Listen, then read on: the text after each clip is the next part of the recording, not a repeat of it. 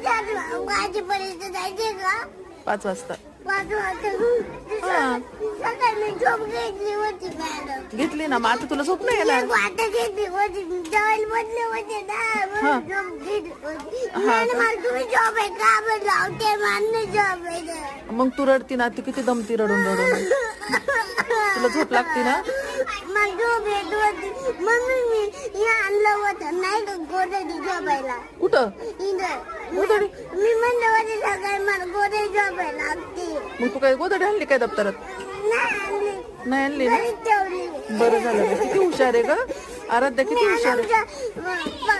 पावणे 8 वाजेपर्यंत जायचे का? जाऊन कुठं? सुटलं जायचे का? हा, शाळा सुटल्यावर जायचं घरी.